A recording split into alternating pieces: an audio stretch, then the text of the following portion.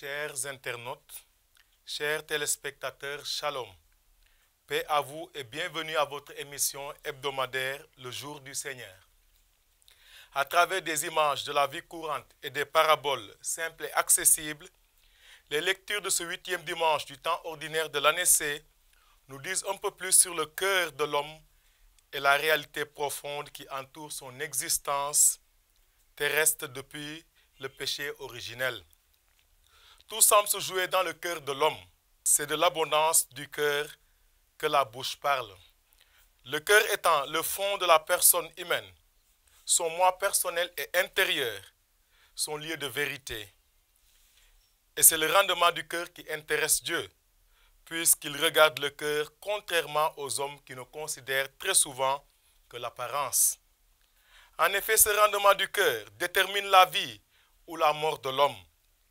La vie dont il est question ici est le couronnement de nos bonnes œuvres, des œuvres de la grâce. C'est la vie dans la victoire que le Christ nous donne sur le péché et sur la mort. La mort spirituelle qui couronne une vie de péché, car l'aiguillon de la mort, c'est le péché.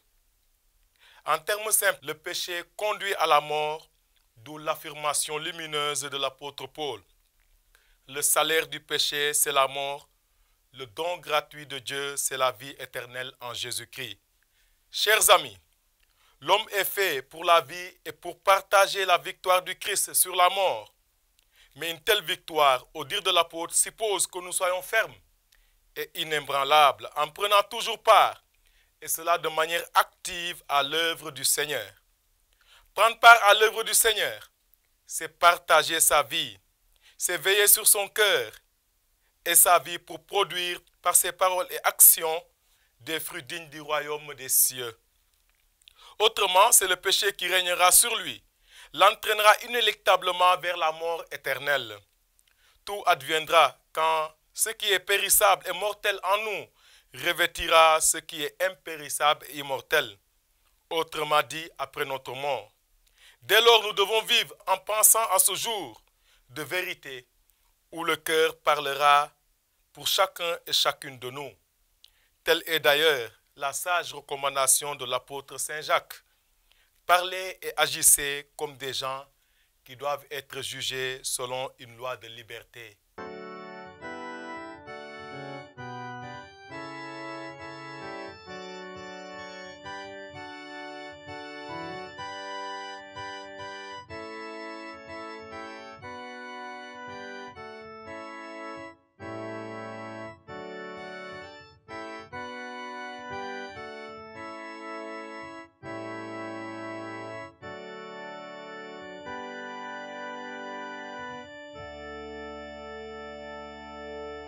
Chers frères et sœurs en Christ, fidèles amis croyants, bonjour et bon dimanche. Notre émission Jour du Seigneur, dans sa rubrique littérature chrétienne, accueille en ce jour Abbé Paul Makodou Sène, auteur du livre Les mariages islamo-chrétiens au Sénégal, implication théologique et pastorale, le cas du diocèse de Dakar. Bonjour Abbé. Bonjour Maman Colette. Voulez-vous vous présenter à nos téléspectateurs et leur parler un peu de votre parcours? Bonjour chers téléspectateurs, amis croyants, que grâce, miséricorde et paix vous soient accordées de la part de Jésus-Christ notre Seigneur. Je me nomme l'abbé Paul Makodou Sène, prêtre de l'archidiocèse de Dakar, ordonné en janvier 2012. Et après mon ordination sacerdotale, j'ai été affecté à la paroisse Saint-André d'Ombourg. De la paroisse Saint-André d'Ombourg, j'ai été affecté à la paroisse Sainte-Agnès de Rufisque. De la paroisse Sainte-Agnès de Rufisque, j'ai été affecté à la paroisse Sainte-Thérèse de l'Enfant Jésus du Grand Dakar.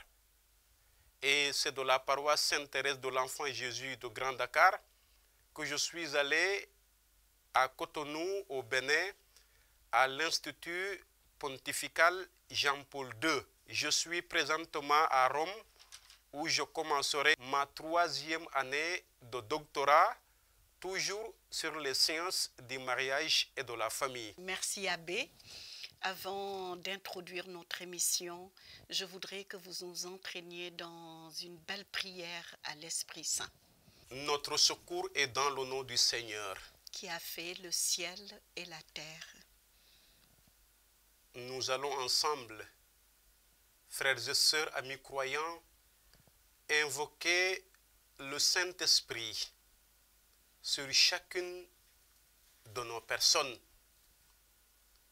Cet Esprit de Dieu, cet Esprit qui inspire les pensées, cet Esprit qui inonde les cœurs, puisse-t-il maintenant nous envahir?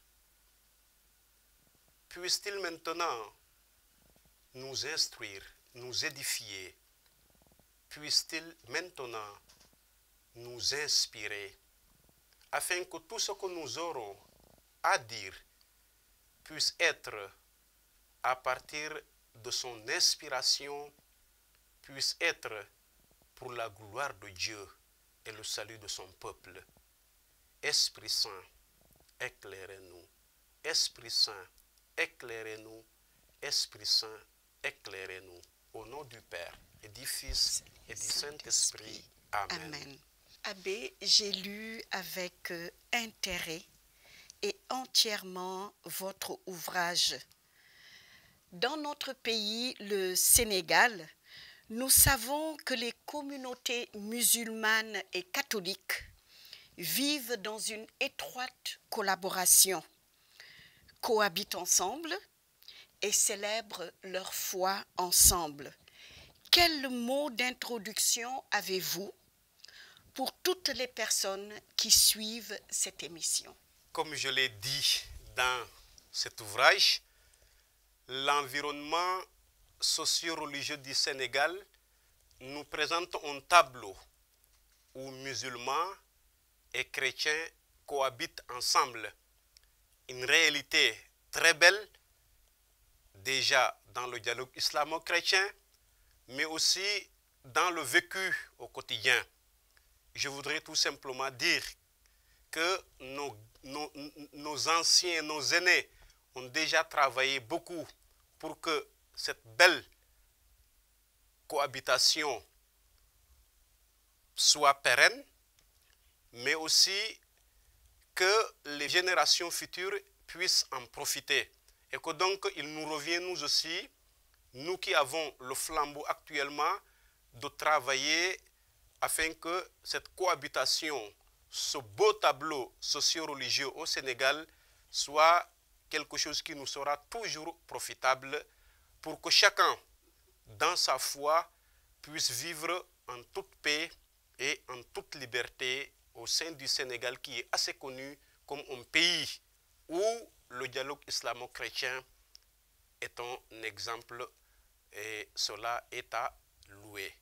Votre ouvrage traite des implications théologiques et pastorales sur la question des mariages islamo-chrétiens.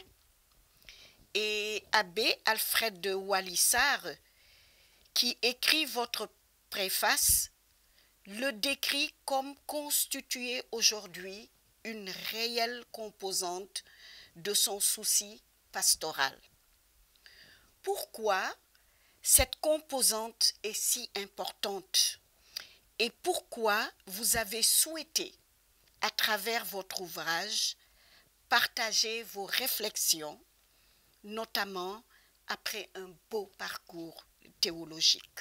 Merci beaucoup. Cette question me tient à cœur. Et je vais tout simplement commencer par dire ceci.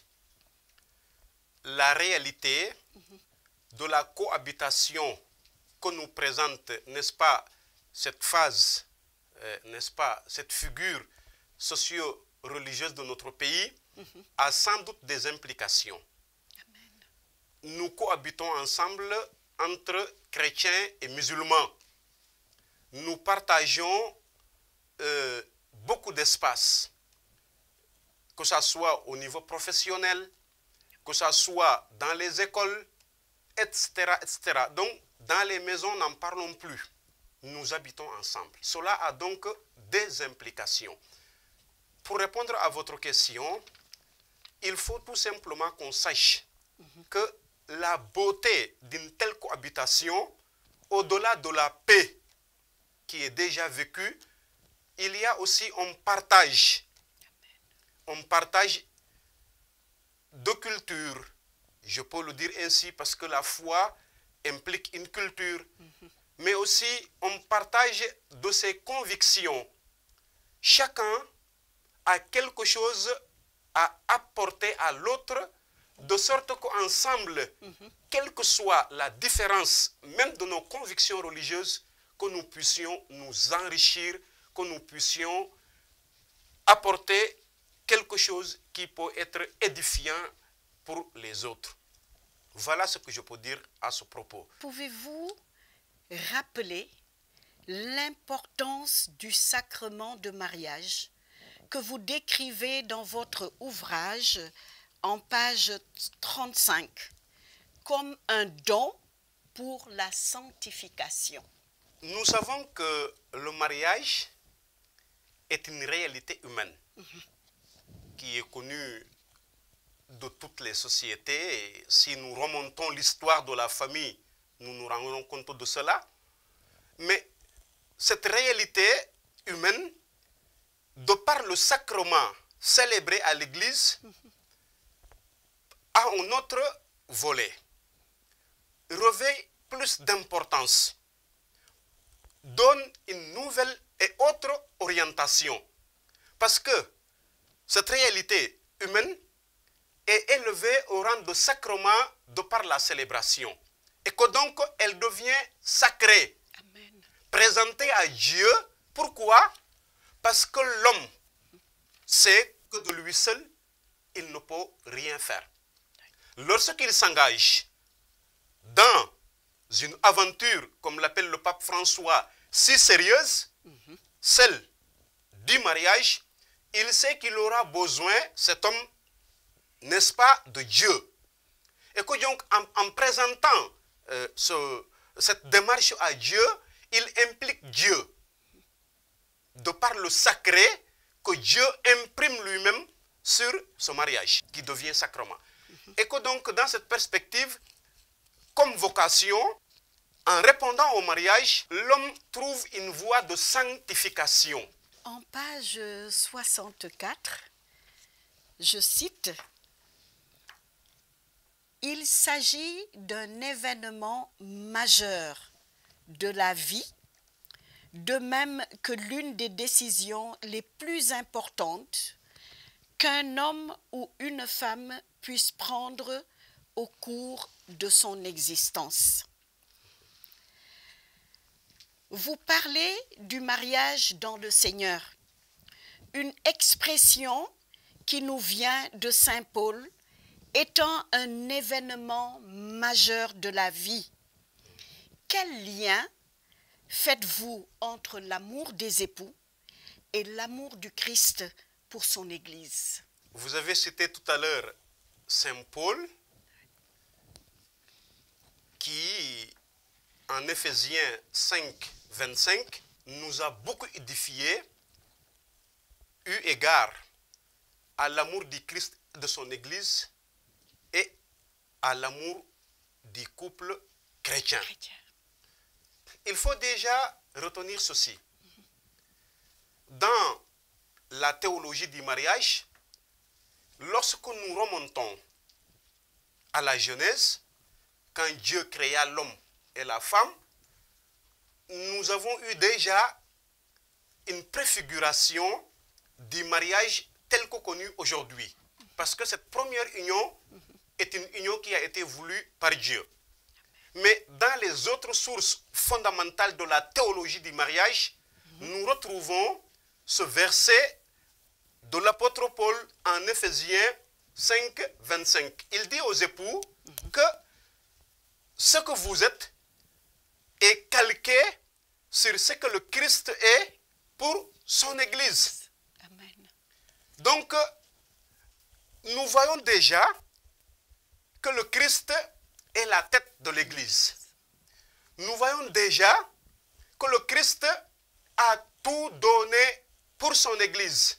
Il a aimé jusqu'au bout, jusqu'au don total de soi, en acceptant de mourir sur la croix. Amen.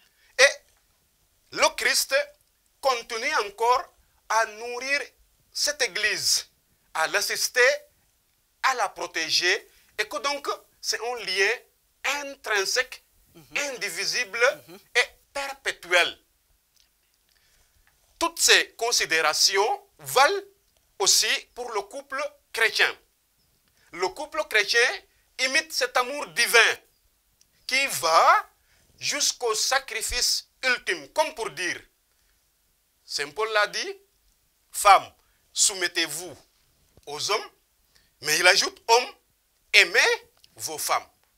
Et que donc dans la vie de couple, c'est seulement chaque conjoint accepter de passer à ce sacrifice, de faire un don de soi pour l'autre, il y aurait peut-être moins de problèmes. Et que donc, pour revenir à votre question, le Christ et son Église constituent un modèle de couple qui doit toujours inspirer le couple chrétien. Et c'est pourquoi on dit se marier dans le Seigneur.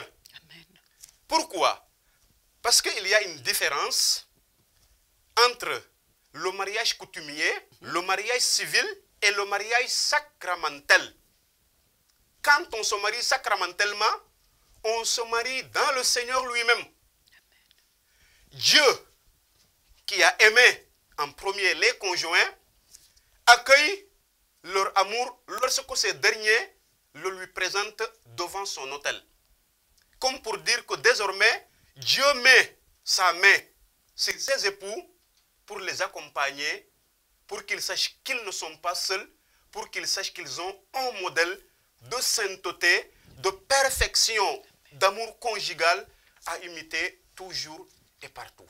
Votre conclusion en page 86 montre bien que le mariage occupe une place centrale dans le christianisme et dans la religion, parce qu'étant la base de la famille. Toutefois, la conception chrétienne du mariage est très différente de la conception musulmane du mariage.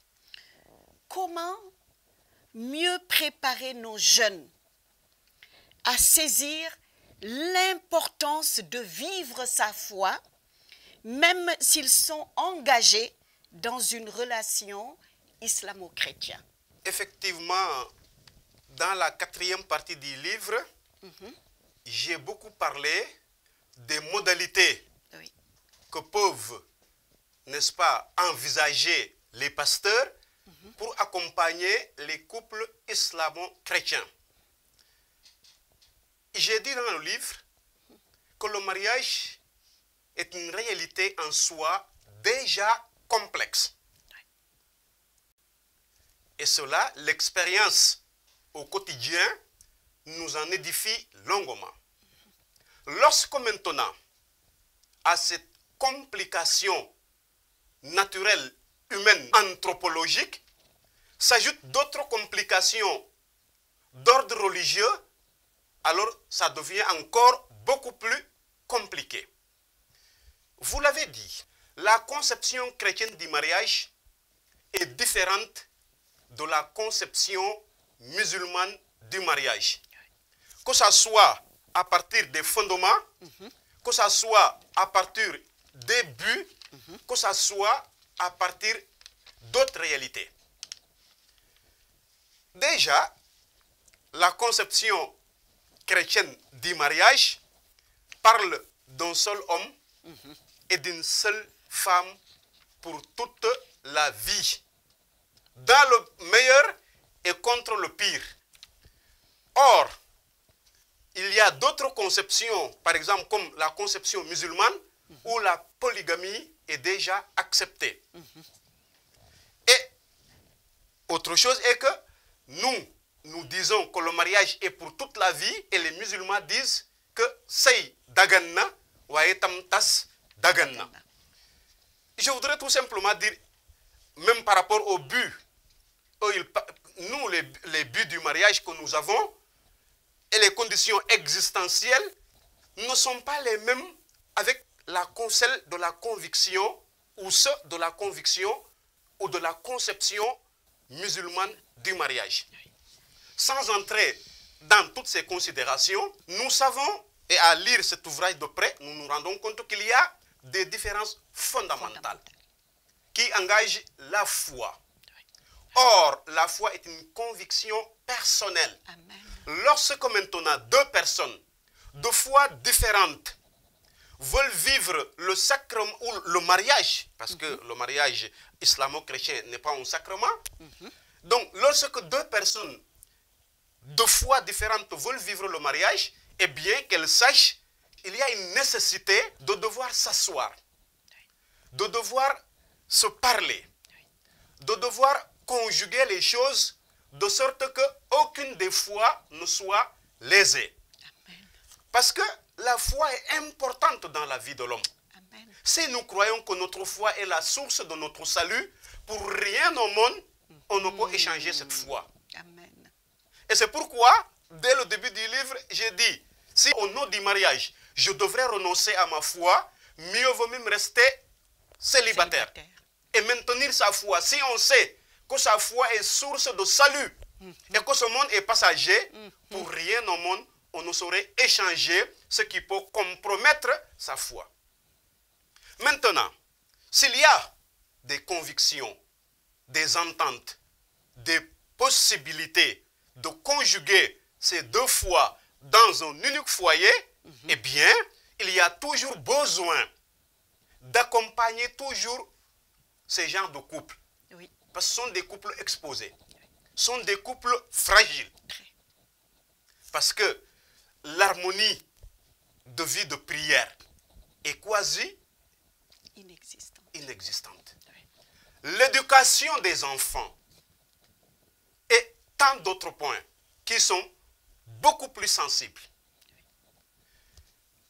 C'est pourquoi les pasteurs, comme ils le font, et avec tout le mérite, la détermination et l'abnégation qu'il faut, doivent encore continuer à assister ces gens de couple, à les accompagner, mais aussi, déjà pendant la préparation, à bien les aider, à un discernement réfléchi, réaliste, raisonnable et surtout à un discernement conséquent qui pourra les aider à poser des actes responsables. Pourquoi? Parce que parfois, avec la fougue de la jeunesse, on peut se mettre dans des situations qui, tard, peuvent être très compliquées et difficiles à vivre.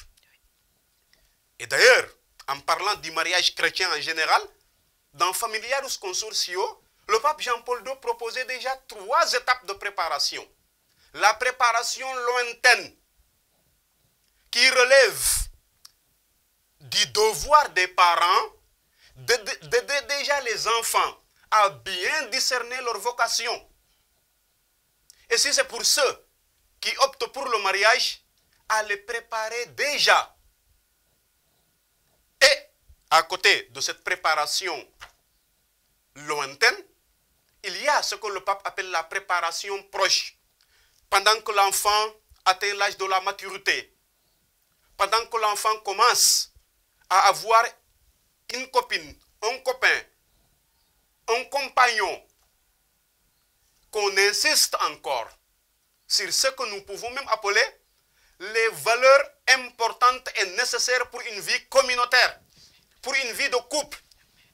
Parce que autant on prépare par exemple les candidats au sacerdoce et en insistant sur les qualités idoines, d'idonéité, pour être prêtre par exemple ou consacré, autant il faut même accompagner les futurs mariés dans un sérieux qui pourra les disposer à vivre en couple, à vivre avec quelqu'un d'autre. Parce qu'il faut le dire, il n'est pas donné à n'importe qui de se marier. Oui.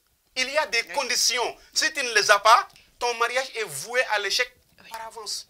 Et enfin, il y a ce qu'on appelle la préparation immédiate.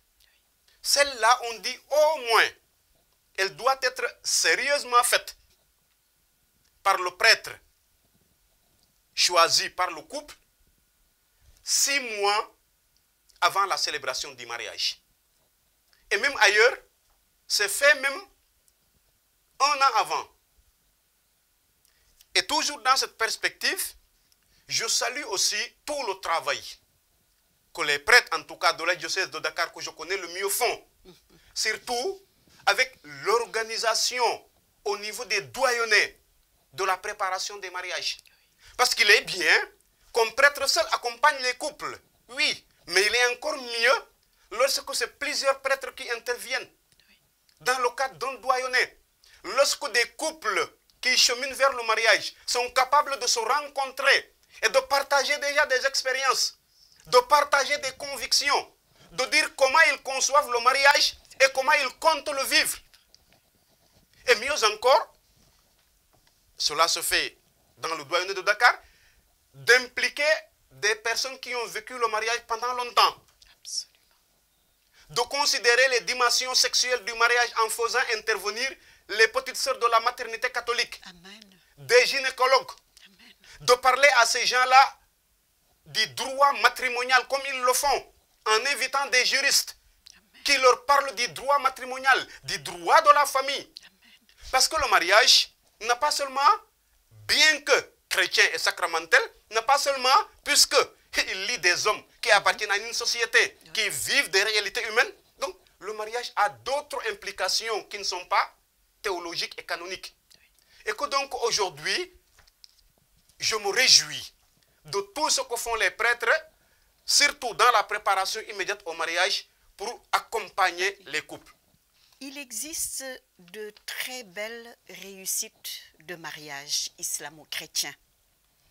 Je cite en page 155, vous dites « Il est certain que de toute différence, on peut faire une plus grande richesse, mais cela suppose surtout, quand il s'agit du mariage, beaucoup de cœur, d'intelligence et de sagesse. Il est certain que de toute différence, on peut faire une plus grande richesse. Cela suppose qu'il y ait beaucoup de cœur, d'intelligence et de sagesse. Pouvez-vous nous partager un témoignage? Alors, lorsque j'ai commencé à réfléchir sur les mariages islamo-chrétiens, jusqu'à avoir l'idée de faire de cette réflexion l'objet d'un livre, j'avais établi un questionnaire qui se trouve à la fin de l'ouvrage. En annexe, oui. Oui. Ce questionnaire interrogeait déjà les personnes qui cohabitent avec des couples islamo-chrétiens, dans la même maison, dans le même quartier et autres, d'une part. Et d'autre part, ce questionnaire aussi interrogeait des couples islamo-chrétiens, que ce soit ceux qui ont eu la chance de bénéficier d'une bénédiction, que ce soit aussi les autres qui vivent sans la bénédiction. Et lorsque j'ai diagnostiqué les différentes réponses, j'ai vu que, bien qu'il y a des difficultés quelque part, le tableau n'est pas tout ou aussi morose. Oui. Il y a aussi des couples islamo-chrétiens qui constituent non seulement une chance sous l'angle du dialogue islamo-chrétien, mais une chance sous l'angle sociologique par rapport à la beauté de leur témoignage Oui. dans les communautés où ils vivent. Il y a des couples islamo-chrétiens heureux Oui. Oui. qui aujourd'hui ont célébré 25 ans, des jubilés de 25 ans, d'autres de 50 ans. Oui. Et quand ils nous parlent, on sait qu'ils ont beaucoup à nous dire. Cependant, à côté de cela, il y en a dont les issues des mariages étaient lamentables. Oui. Et c'est pourquoi on n'a plus d'ailleurs le courage, parce que ceux qui ont échoué sont beaucoup plus nombreux que ceux qui ont réussi.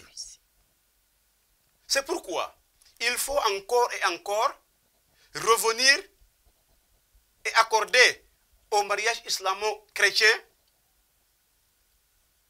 tout ce qu'ils exigent comme condition de préparation, comme réflexion, comme discernement, mais aussi comme accompagnement. Nous ne disons pas que il faut mettre fin à ces mariages, Oui. mais nous disons qu'il convient de bien les réfléchir, bien les penser, bien les préparer avant de les bénir. Amen.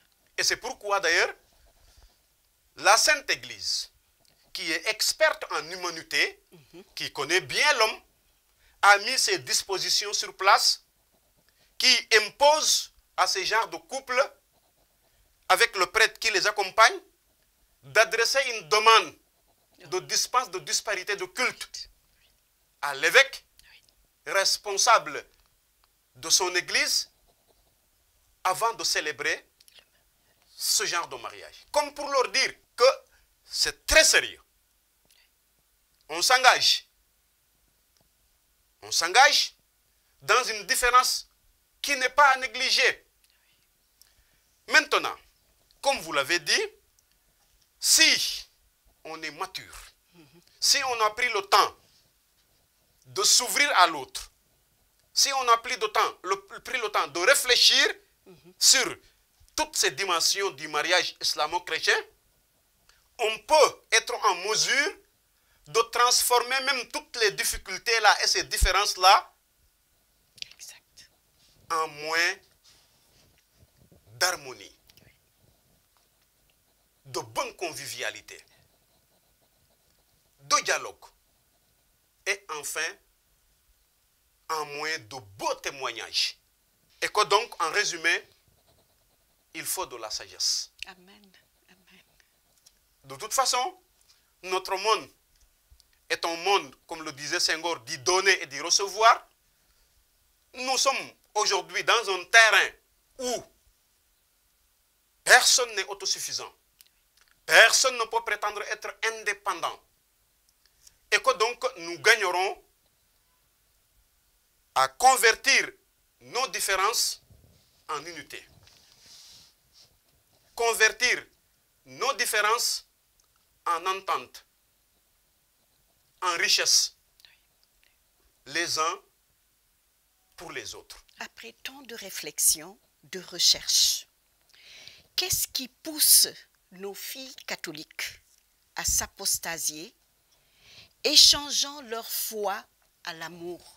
Cette question est assez délicate. C'est vrai. J'ai dit, même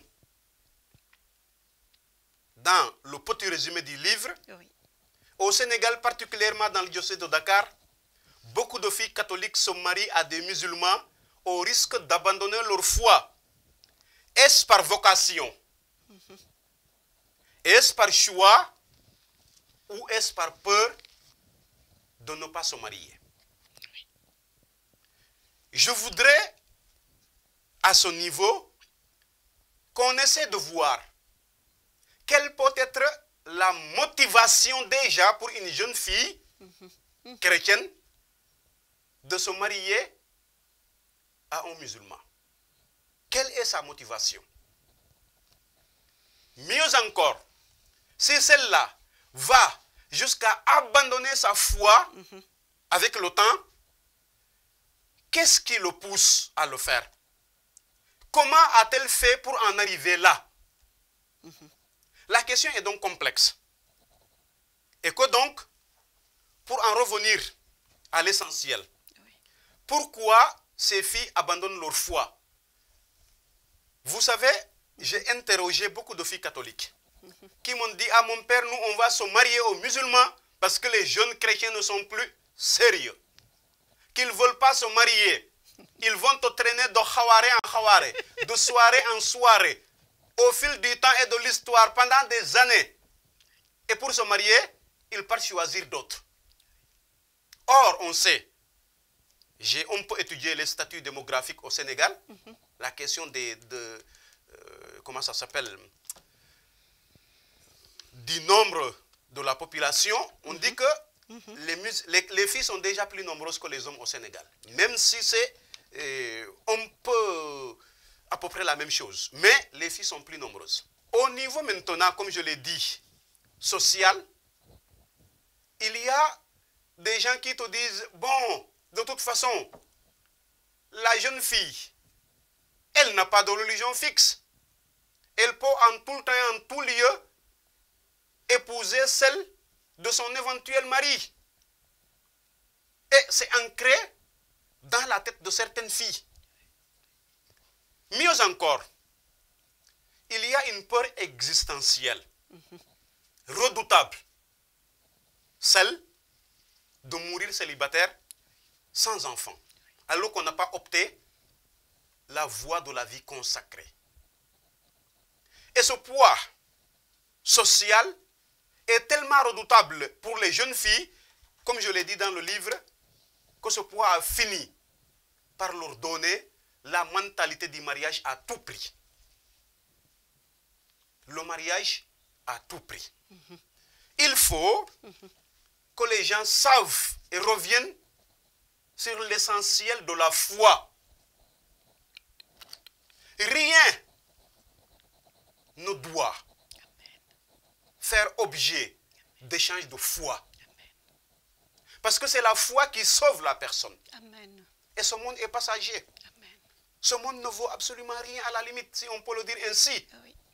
Dans ce sujet que nous sommes en train d'aborder, bien évidemment. Bien sûr. Ce n'est pas pour dire que le monde... Mais rien au monde ne veut ce que donne la foi en Dieu. Et c'est pourquoi il faut encore que les jeunes filles sachent que bien qu'on peut les comprendre, qu'elles tombent amoureuses d'un musulman, mais pour rien au monde, elles ne doivent changer leur foi. L'apostasie est un mal que nous ne pouvons même pas qualifier. Parce qu'elle fait mal au cœur. Changer sa foi, renier sa foi pour une question de mariage, c'est quand même assez grave. Oui. C'est à éviter à tout prix. D'où l'intérêt pour nous qui cohabitons, nous chrétiens, qui cohabitons avec ces jeunes filles qui vivent ou qui se retrouvent dans ces conditions, de les accompagner avec une proximité sans égale, de les encourager. Parce que je voudrais aussi souligner un fait. Au départ, parfois, c'est très facile. Les garçons musulmans vont venir, ils vont, avec des paroles mielleuses, te promettre le ciel et la terre. Ils te diront que nous sommes prêts à tout. Et effectivement, en ce moment-là, tout ce qu'ils voient, c'est de t'épouser et de t'amener chez eux. Une fois la bénédiction faite, le mariage civil célébré, commence maintenant la pression sociale, les familles. Et c'est pourquoi, au fil du temps, beaucoup de jeunes filles chrétiennes qui finissent par se détacher de la communauté chrétienne renient leur foi et apostasie. Personnellement, l'apostasie m'a toujours intriguée. Et la parole de Dieu proclame dans Deutéronome, chapitre 7, versets 3 et 4, je me permets de le lire.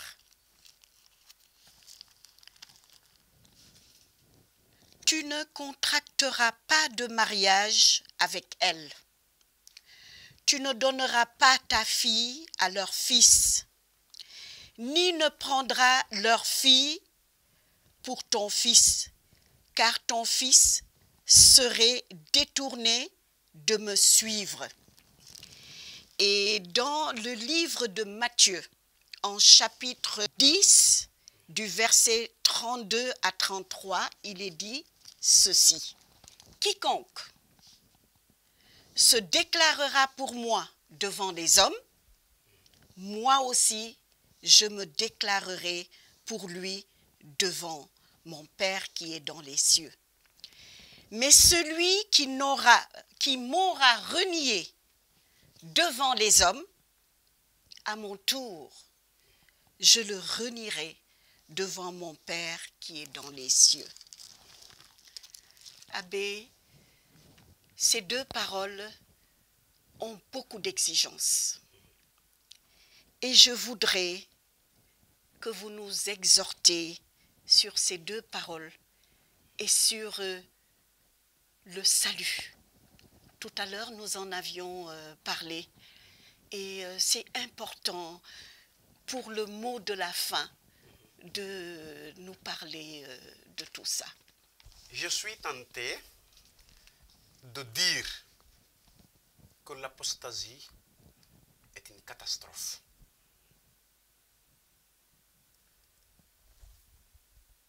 L'apostasie est le fait de renier sa foi pour en embrasser une autre.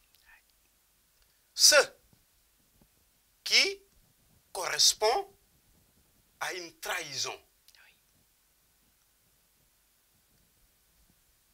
Je voudrais tout simplement dire que déjà, du point de vue humain, nous savons ce que c'est que la trahison. Nous savons quel effet cela fait. Trahir son Dieu, renier sa foi, tourner le dos à son Seigneur. Tous savent que c'est un mal. Et c'est pourquoi même, par extrapolation, je le dis, le retour de cela, même s'ils décident de revenir en église, il y a un accompagnement et il y a d'autres rites à faire. Comme pour dire que cet acte est grave. Et ce péché figure sur la liste des péchés réservés. Qu'on pouvait dire même péché mortel. En résumé, c'est un sujet très délicat. Il est sensible parce que nous ne sommes pas là pour condamner ces personnes. Parfois, c'est le fruit d'une longue histoire. Nous ne savons pas comment ces personnes ont fait pour en arriver là. Mais nous osons dire que tous, nous avons le devoir d'aider ces personnes-là à ouvrir encore les yeux. Nous avons le devoir aussi de protéger les autres à ne jamais en arriver là.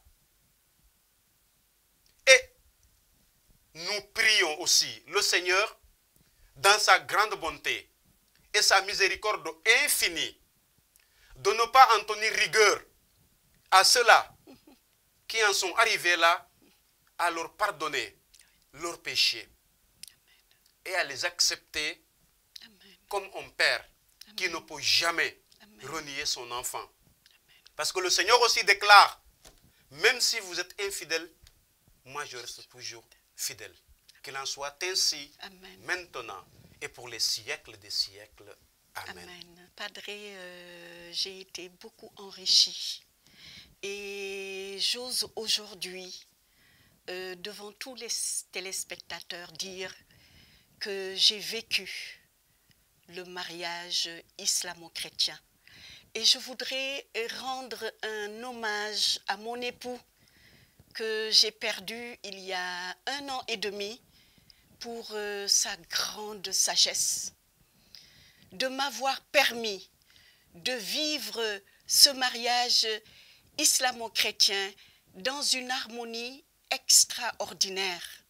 Et à vous entendre parler, j'ai fait mon autocritique et aujourd'hui je rends grâce à Dieu de l'avoir vécu dans une foi très solide.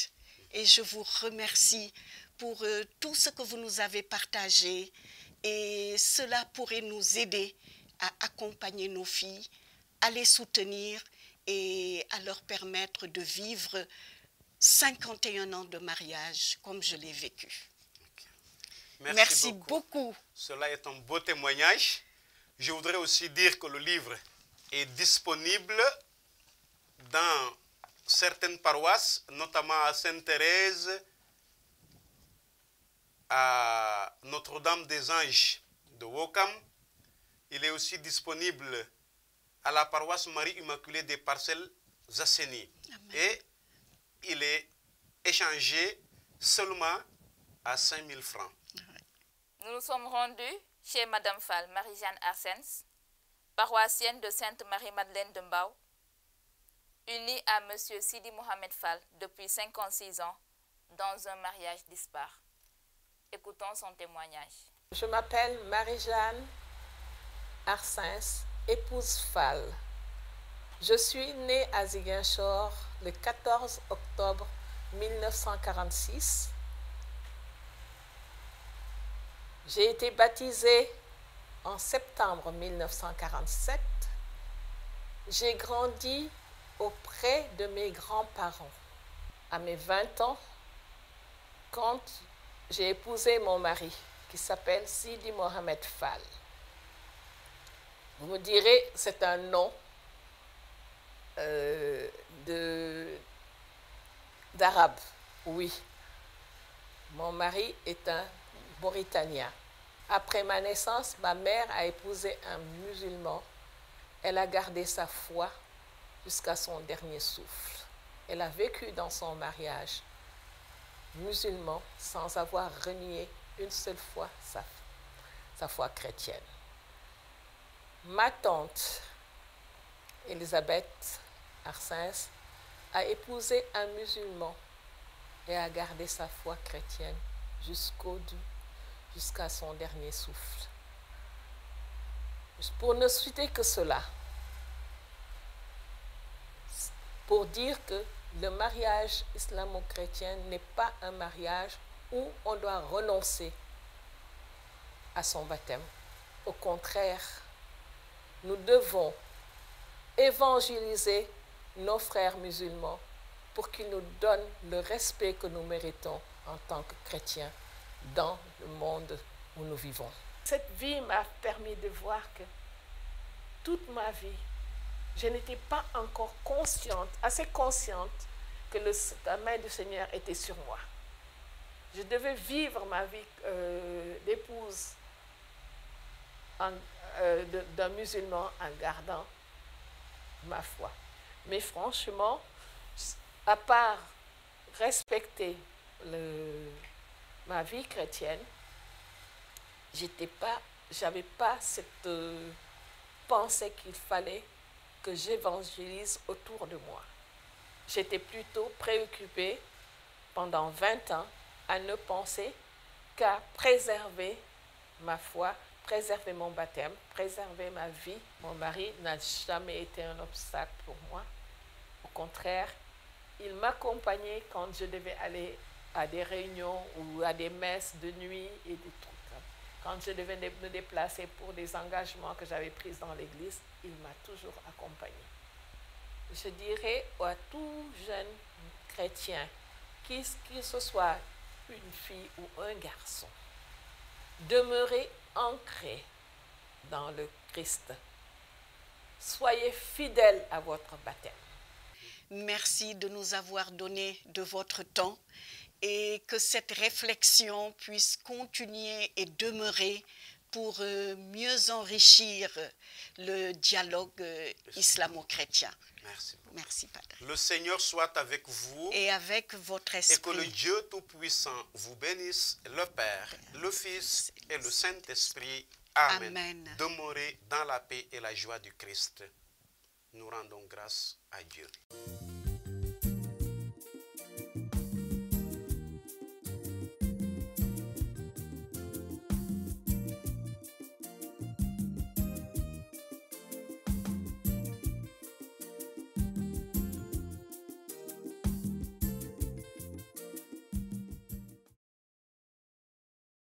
L'Évangile et la première lecture de ce dimanche sont unanimes dans leurs enseignements autour de la parole qui sort de notre bouche comme le miroir, le reflet de notre cœur. En fait, nous sommes interpellés sur nos propos, car nous ne parlons pas en vain. La parole traduit le véritable fond du cœur de l'homme. La parole de l'homme ne vient pas du néant, mais c'est l'expression de son intériorité, l'expression de sa personnalité. D'où cette mise en garde du sage Ben Sirac. Ne fais pas l'éloge de quelqu'un avant qu'il n'ait parlé. C'est alors qu'on pourra le juger. D'où également l'explication qu'en donne le Sauveur à travers la métaphore de l'arbre et des fruits. Un bon arbre ne peut produire que de bons fruits, comme un mauvais arbre ne donne que de mauvais fruits. Le contraire n'est pas envisageable. Alors, cher ami, si ton cœur est bon, c'est de cette bonté que jailliront tes paroles. À ce niveau, la question devient évidemment si notre cœur est bon ou s'il est mauvais. Mais qu'est-ce que le cœur bon ou le bon cœur? Il n'est certainement pas le cœur parfait, mais le cœur qui cherche la perfection. Ce n'est pas non plus un cœur sans défaut, mais un cœur qui travaille chaque instant pour dépasser ses limites. Ce n'est pas encore moins le cœur qui se croit meilleur, qui juge les autres, qui ne voit que la paille dans l'œil du prochain, mais celui qui a conscience de ses faiblesses, qui est tourné vers sa poutre intérieure et qui s'ouvre à la grâce transformatrice de Dieu. Dès lors, vous conviendrez avec moi que tout homme peut avoir un cœur bon. Mieux, tout homme doit avoir un cœur bon, malgré le péché qui a compromis cette bonté originaire. Il suffit juste d'accepter de se faire disciple, de se laisser bien former par le maître intérieur qui est le Saint-Esprit. C'est ainsi que nous serons comme notre maître, le Sauveur, qui est doux et humble de cœur. Lui qui n'est pas venu juger, mais sauver et donner sa vie en rançon pour la multitude. À un pas, ou simplement à quelques jours du temps béni de Carême, optons dès à présent, chers amis, pour la conversion du cœur, en assainissant nos paroles et nos actes. Renoncez aux paroles déshonnêtes qui pourraient sortir de votre bouche, dit l'apôtre Paul. Sinon, optons pour le silence salutaire que l'apôtre formule en ces termes savants. Aucune parole mauvaise ne doit sortir de votre bouche. Dites seulement des paroles bonnes, utiles, capables d'aider les autres selon leurs besoins et qui font du bien à ceux qui vous entendent. Qu'il en soit ainsi pour chacun et chacune de nous aujourd'hui et pour les siècles des siècles. Amen. Bon dimanche, bon temps de carême et que le Seigneur vous bénisse au nom du Père et du Fils et du Saint-Esprit. Amen.